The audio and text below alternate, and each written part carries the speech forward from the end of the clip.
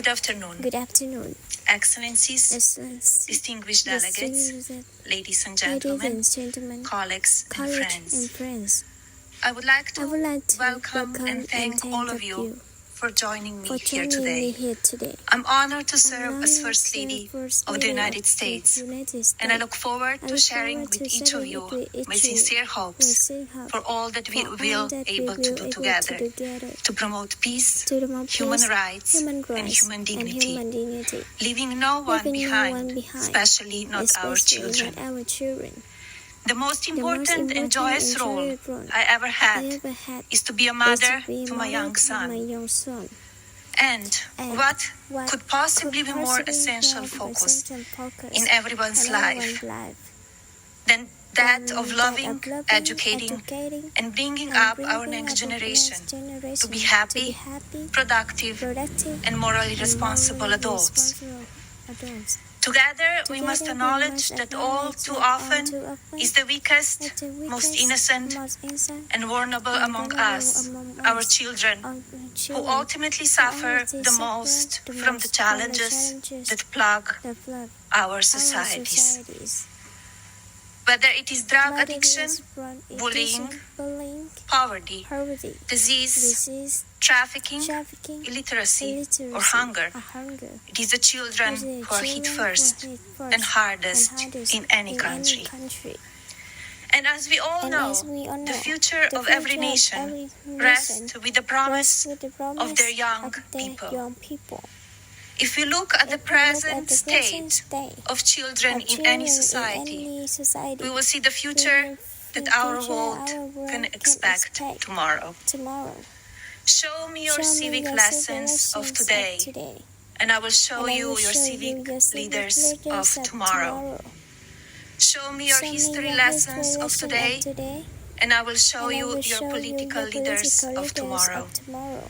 Show me the loving bonds between your families today, and I will show you the patriotism and moral clarity of your nation tomorrow. Our choices on how we raise and educate our children will in fact provide the blueprint for the next generation. If we do not advocate a love of country to our children and the generations to come, then why would our children grow up to fight for their countries, founding principles, and moral truths? If we do not teach our children the importance of helping those less fortunate, wherever they may be, then why would they become caring adults who dedicate themselves to charity? If we do not ensure that our youth redefine their nation of community to reach beyond their own backyards, their own schools, and their own town halls, then why would we accept to see a new generation of leaders with a moral conscience that includes all of humanity? When we join together as parents, caring for children, wherever they live in our own families, across the street, across the nation, or across the globe, we claim our responsibility to the next generation to ensure they are prepared to accept the torch of leadership for the world of tomorrow.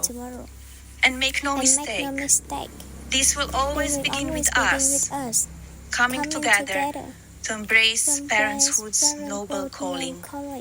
Nothing could be more urgent nor worthy a cause than preparing future generations for the adulthood with true moral clarity and responsibility. To achieve this, we must come together for the good of our children, because through them our future will be defined.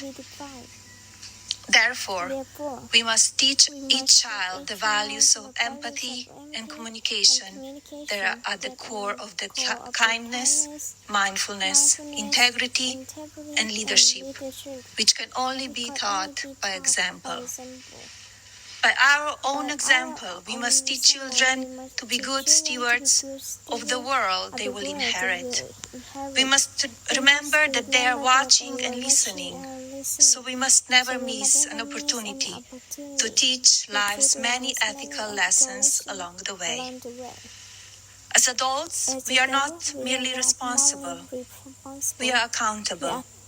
I hope you will join me in recommitting ourselves to teaching the next generation to live by and honor the golden rule, to unto others as you would have them unto you, which is my paramount in today's society, and our focus as First Lady. It remains our generation's moral imperative to take responsibility for what our children learn. We must turn our focus right now to the message and content they're exposed to on a daily basis through social media, the bullying, the experience online and in person, and the growing global epidemic of drug addiction and drug overdose. No children should ever feel hungry, stalked, frightened, terrorized, bullied, isolated, or afraid, with nowhere to turn. We need to step up, come together, and ensure that our children's future is bright. In the coming months, I hope to reach out to each one of you here today, to call upon you for your support and guidance, and look forward to joining you in collaboration to support and educate our next generation. I'm asking leaders on social media who started market for their products and platforms as children, as well community and educational leaders to join me in this fight for the hopes and dreams of our children. With all my heart, I want to thank you, each one of you, for being here today, and tell you how much I'm looking forward to working with you on behalf of our children. God bless our children, God bless our nations, and God bless the United States of America. Thank you.